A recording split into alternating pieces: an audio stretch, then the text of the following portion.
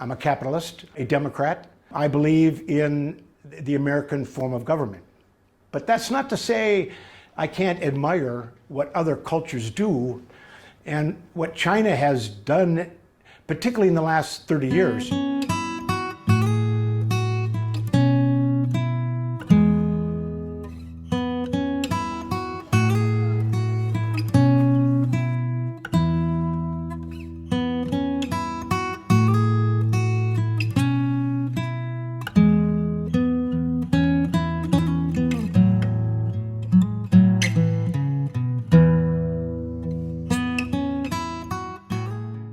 I was born at a time when there was a lot of antagonism between China and the United States.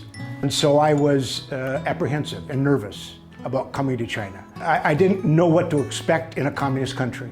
Most of my popular perception was from popular media, was from magazines, from books, from news reports on TV. I thought that Chinese hated America.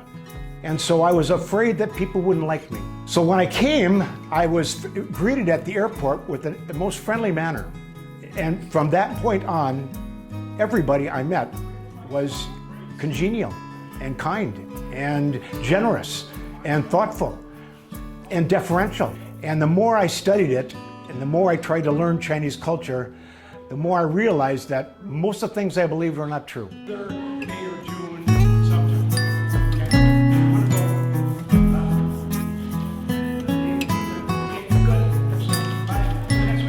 First real communists I met were here. And I didn't know quite what I was going to expect. I really thought I'd probably be treated in a hostile manner and with great suspicion. Every communist that I've met here in China has been very open to discussion of a variety of issues. And they don't shy away. And they don't avoid me because I disagree with them, which really surprises me.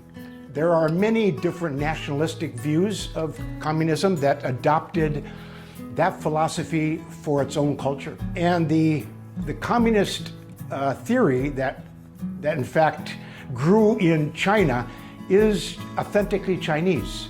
Americans, I don't think, really understood what Mao was trying to do. I suspect in view of what China looked like in the 1920s and the 1930s, if I would have been a young man back then in China, I probably would have been a communist. Only because it seemed like the best answer.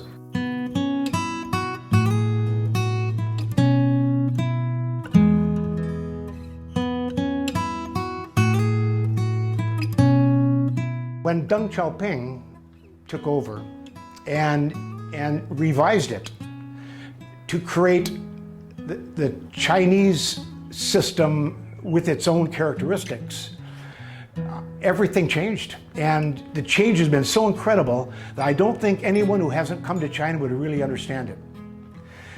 The largest number of people in the history of the world have been moved from poverty into the middle class, have been moved from the country into the city. Just the changes in the infrastructure that are necessary, in the education system, it boggles the mind to think that any society could successfully do that. And China did. And so not only does history teach us that, but recent history with this coronavirus response. China has showed how its government so rapidly and effectively dealt with it. That's remarkable. And it's impossible in America. It's impossible.